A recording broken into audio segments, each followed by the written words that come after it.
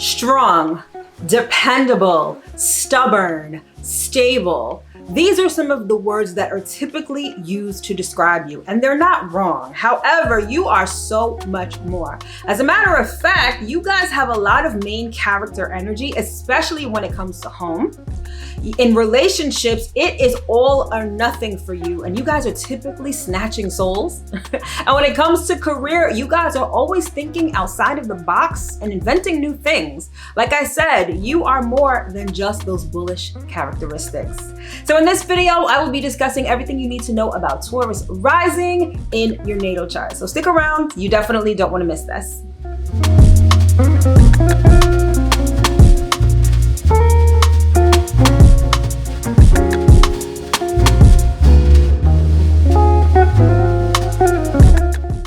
Hello, my loves. As always, I hope that this video finds you well and in excellent spirits. If this is our first time meeting, welcome. My name is Mel. I'm a professional astrologer, and I'm the founder of Divine Feminine Works, where I help people unlock their divinity and discover their magic. And as always, if you are returning, welcome back.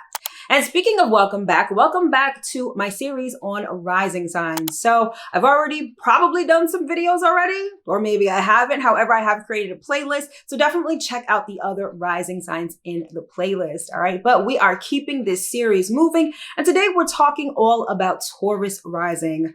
My personal favorite, since I happen to be a Taurus rising, but that's not important. All right. So now rising signs generally. So rising signs are part of the big three in astrology, which are namely your sun sign, your moon sign, and your rising sign. So whereas your sun sign is your outward personality, how you express your unique personality, right? It's extroverted energy.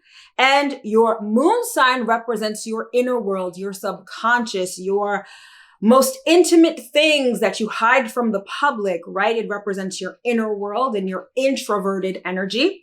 Your rising sign is the billboard that you display. It is the mask that you wear. It's like your personal sign that lets the world know who you are. Essentially, your rising sign is how others perceive you. So when we're talking about your personality, your rising sign is really the objective part of your personality because, like I said, it's how other people perceive you. It's your billboard, if you will. All right. And if you want to know more about the big three, including your rising sign, I did a video all about it. Check it out right here if you haven't already. Link is in the description box below. So I like talking about the rising sign because it is a little more objective, right? Our sun sign is typically the sign that we relate to the most. It's the characteristics of our sun sign is typically what we are married to, right? And because the sun represents our personality and also represents our ego, it can represent that part of our personality that's really very subjective, right? Because it's really all about us and how we express ourselves. Kind of the same thing with the moon sign. The moon sign represents our inner world and our emotions. So again, that's also very subjective. But again, when we're talking about our rising sign, it's more objective. It is more sort of, I don't want to say comprehensive, but it's less biased, if you will, than your sun and your moon signs. All right. So this video is all about Taurus rising. So without further ado, let's get into it. So first things first, let's cover the basics and let's talk about rising signs generally. So you may hear people refer to the phrase as rising sign. You may also hear people refer to it as your ascendant. And I definitely want to delineate the two and kind of highlight the difference, the subtle difference between the two. So your rising sign is the sign, the zodiac sign that was rising on the eastern horizon at the time that you were born.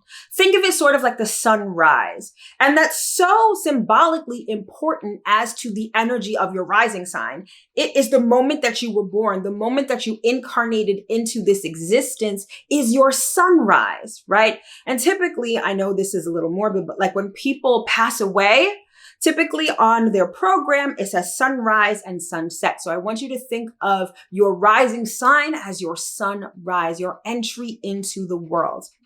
Now, there will be a particular degree, right? Because each sign contains 30 degrees, okay? And so the moment of the sunrise for your particular natal chart, and that specific degree is known as the ascendant.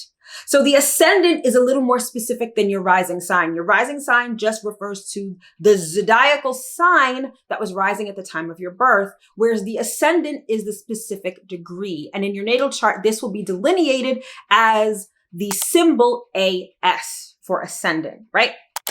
So it is extremely important. Actually, it's necessary to have your precise birth time. That will determine your rising sign and your ascendant. And that is important because your rising sign and your ascendant, they set up your astrological wheel. So for example, if you are a Virgo rising, Virgo would be your first house, Libra would be your second house, so on and so forth.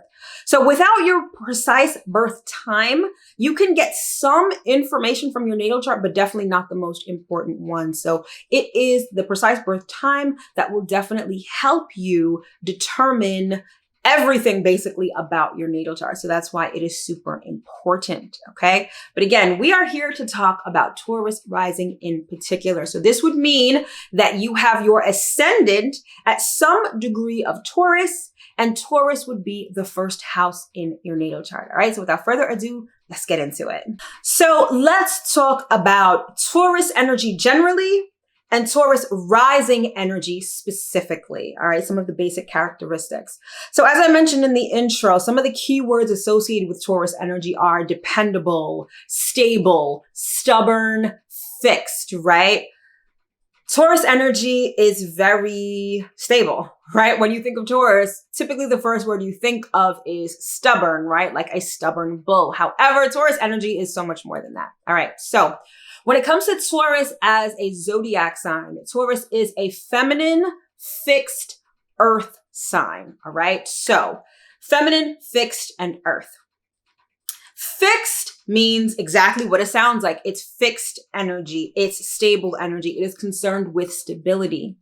Now, feminine is receptive energy. It's introverted energy. I don't want to say soft, right? Because feminine isn't necessarily soft. However, it is more introspective and inward rather than a masculine zodiac sign, which would be outward and expressive. All right.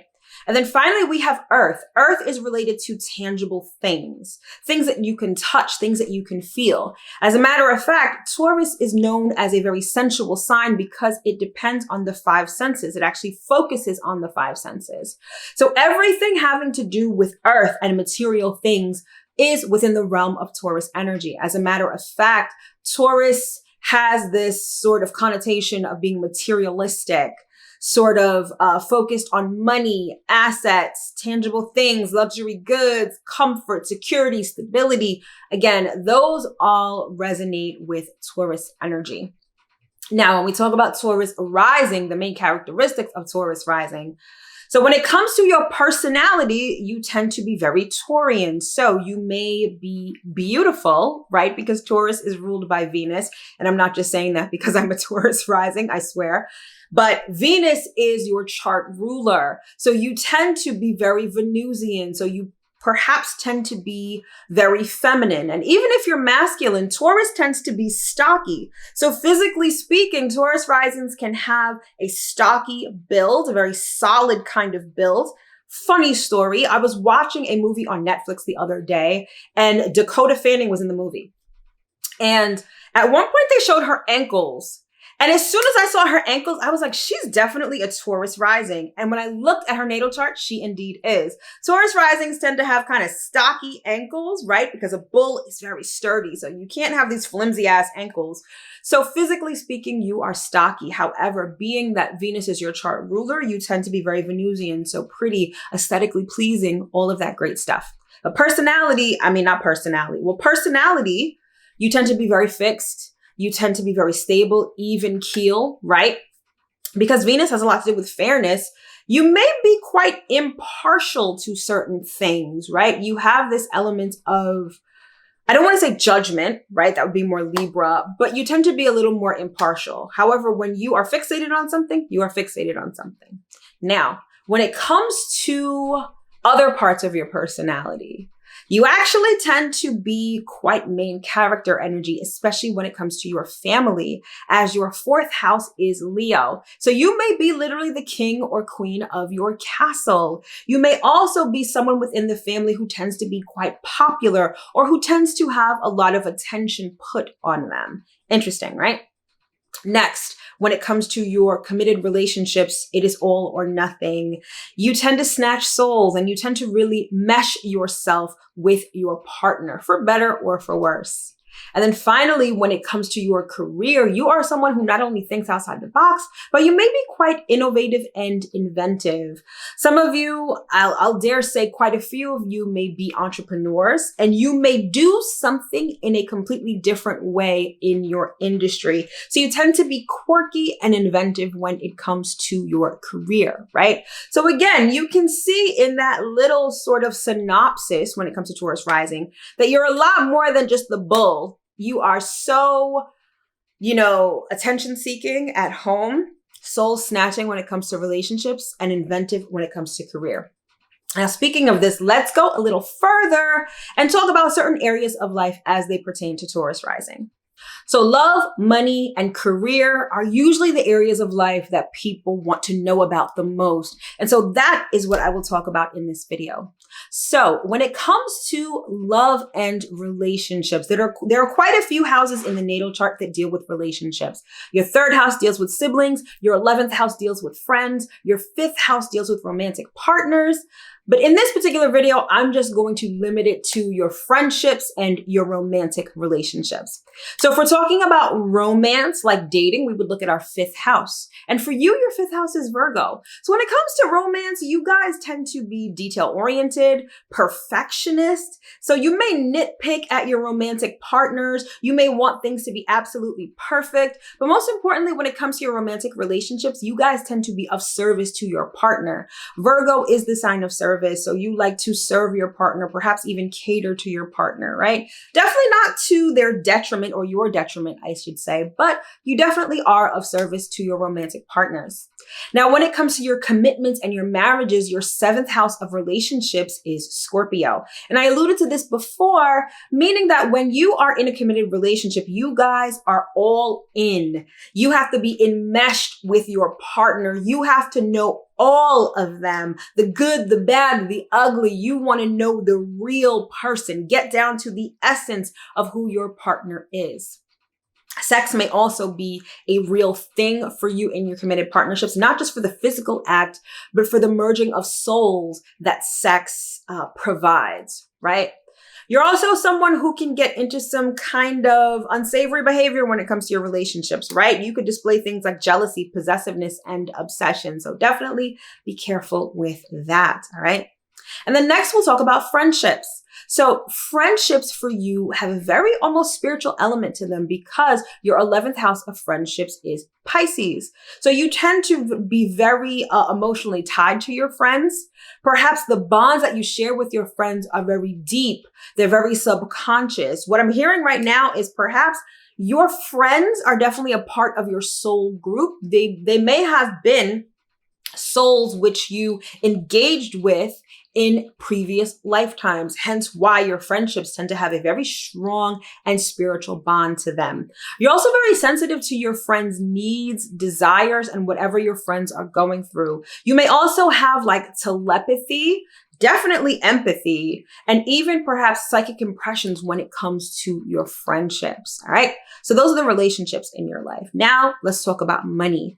And when we talk about money, we look at two different houses, the second house and the eighth house. Now the second house represents your personal finances, like how you make money. And your second house is Gemini.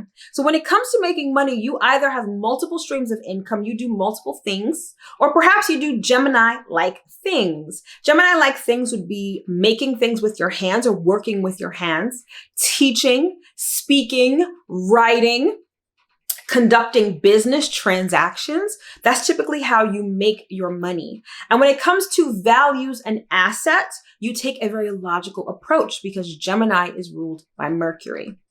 Next, we look at the 8th house, and the 8th house has everything to do with debt and shared resources. Now, for you, your 8th house is Sagittarius. So suffice it to say, when it comes to debt, you may have accumulated a lot of debt, or you will accumulate a great deal of debt when it comes to your debt, right?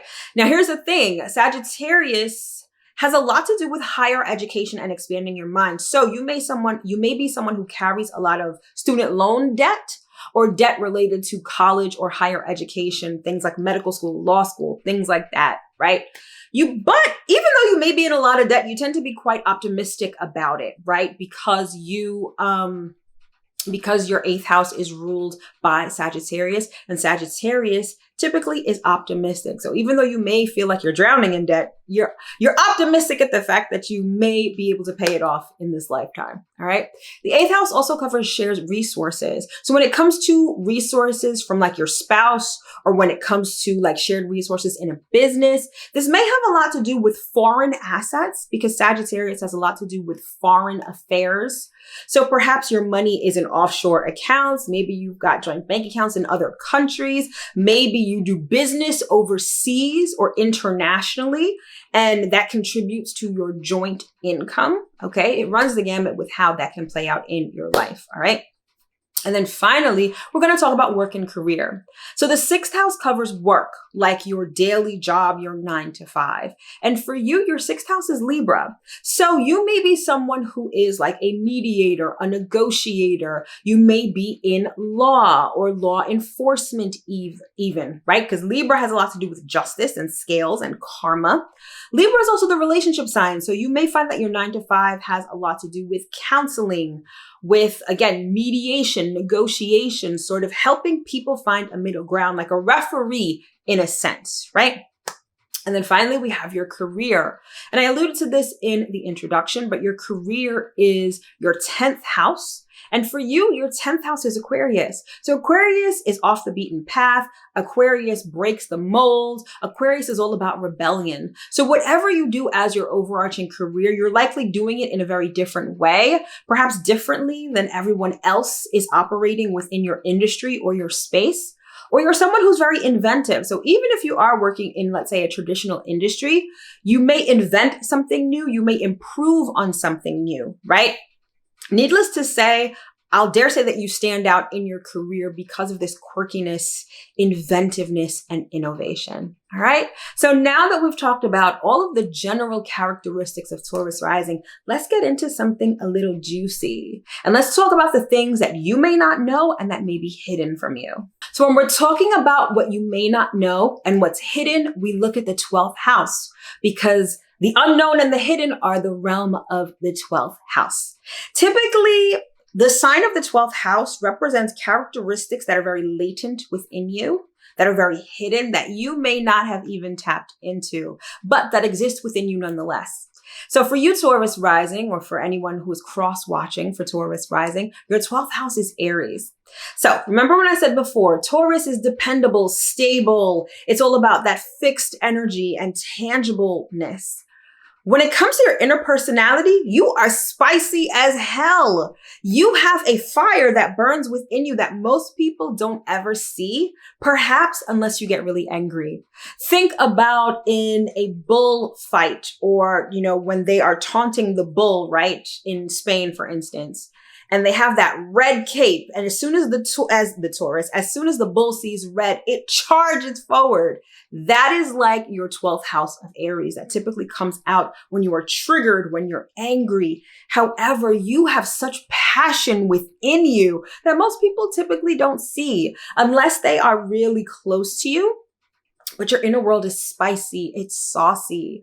Whereas people see you as someone dependable and fixed. On the inside, you are a shit starter. You are someone who can really rattle some cages. You can be a raging bull in a china shop. All right. So you're a lot saucier and spicier than people take you for. Right. And the way that you manifest, right? Because manifestation begins with our subconscious programming, and your subconscious programming is Aries. So you're someone who's an initiator, who's a pioneer, who is a leader, right? Now, the 12th house does have a connection to the 4th house. Your 4th house has a lot to do with your lineage, right? Your family, your private life, which has a lot to do with your inner world in your 12th house. Now, your 12th house is Aries. Your 4th house of home and family and lineage is Leo. So when it comes to your inner world, your family, your lineage, you are a warrior. You are a fighter. You are someone who is a defender. You also got that main character kind of energy. So never let people box you into a corner by saying, oh, you're just materialistic, or, oh, you're just boring and stubborn and conservative. Honey, on the inside, you are spicy as all hell. All right, my love. So that concludes this video on Taurus Rising. And definitely hit that subscribe button and that notification bell so you can be notified when the next video in this series comes out. All right. For more information on my products and services, you can find all of that in the description box below. Thank you so much for tuning in. I hope that this was informative and really lets you know what Taurus Rising is really about. All right. Thanks so much. And I will see you in my next video. Take care.